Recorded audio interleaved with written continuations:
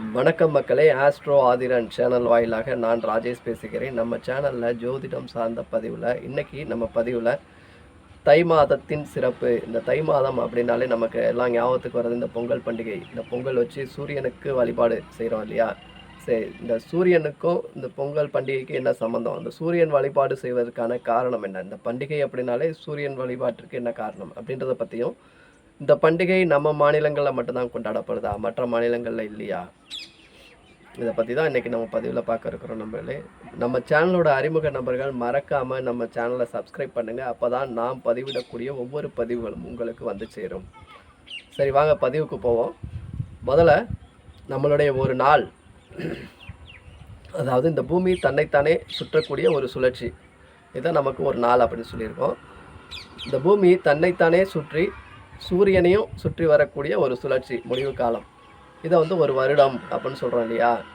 இதுவே தேவர்களுக்கு, இறைவனுக்கு அப்படின்னு வர்றப்போ நம்மளுடைய ஒரு வருடம் அப்படின்றது அவங்களுக்கு ஒரு நாள் அப்படின்றது அர்த்தம்.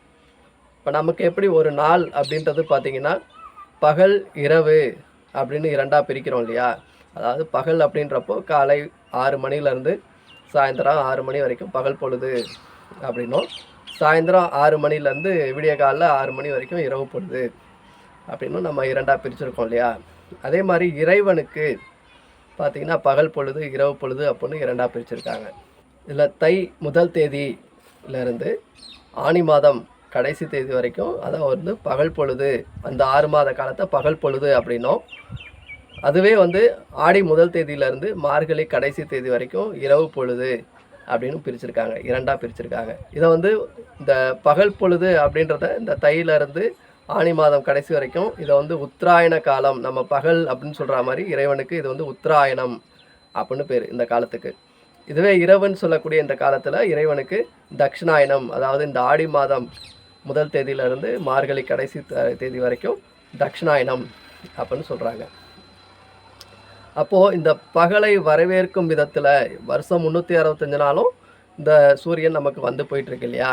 இருந்தாலும் இன்னையோட சிறப்பு, இந்த தை முதல் தேதியோட சிறப்பு என்னன்னு கேட்டிங்கன்னா, இறைவனுக்கு இது பகல், விடியல் காலை 6 மணி. இப்போ நமக்கு 6 மணி அப்படின்னு சொல்கிறோம் இல்லையா? அது மாதிரி இறைவனுக்கு இது 6 மணி அப்படின்றதுக்கான அர்த்தம்.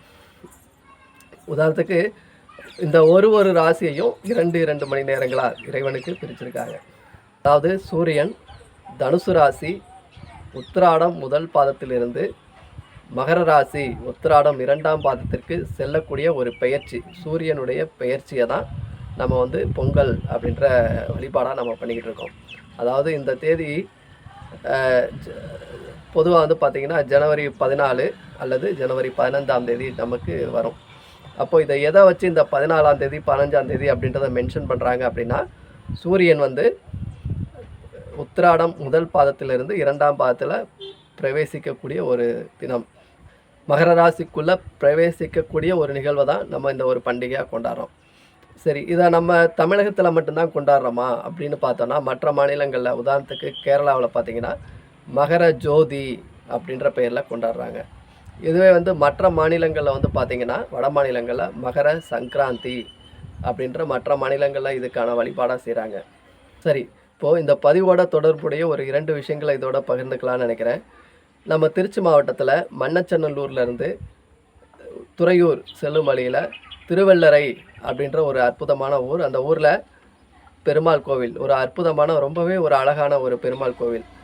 அங்கே பார்த்திங்கன்னா அந்த கோயிலோட ஒரு விசேஷம், மற்ற கோயில்களில் ஒரு சிறப்பு அப்படின்னு பார்த்திங்கன்னா, அங்கே மூலவர்கிட்ட நம்ம போய் தரிசிக்கணும் அப்படின்னா அங்கே மூலவருக்கு ஒரு 2 வாயில் படிகள் இருக்குது. 2 வாயில் படிகளுக்கும் பெயர் இருக்குது. அது என்னன்னு கேட்டிங்கன்னா, ஒன்று உத்தராயணம், இன்னொன்று தட்சிணாயனம்.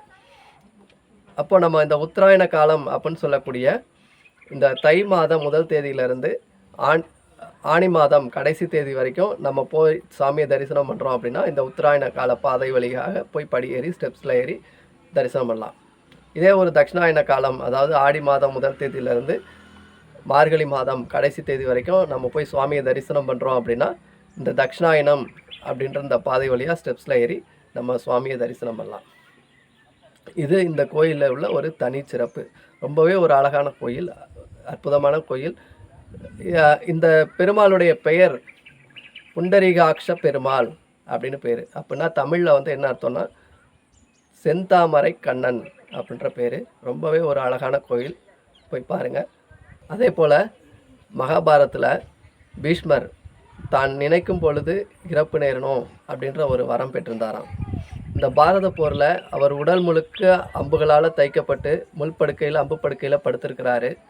இருந்தாலும் அது தட்சிணாயன காலம் அப்படின்றதுனால இந்த காலத்தில் இறப்பு நேர்ந்தால் தனக்கு மோட்சம் கிடைக்காது அப்படின்னு கருதி உத்தராயண காலம் வரைக்கும் காத்திருந்து, அதாவது 8 நாட்கள் அவர் உடல் பௌர்ணமி பிறந்து 8 நாட்கள் வரைக்கும் இருந்து அந்த உத்தராயண காலம் பிறந்ததுக்கு அப்புறம் தான் அவர் உயிர் பிறந்ததா புராணங்களில் சொல்லப்பட்டிருக்கு. இது வரைக்கும் இந்த பொங்கலுக்கு சூரிய வழிபாட்டோட முக்கியத்துவம் என்ன அப்படின்னு சொன்னது உங்களுக்கு புரிஞ்சிருக்கும்னு நினைக்கிறேன். நன்றி நண்பர்களே. மீண்டும் அடுத்த ஒரு நல்ல பதிவில் பார்ப்போம். நன்றி, வணக்கம்.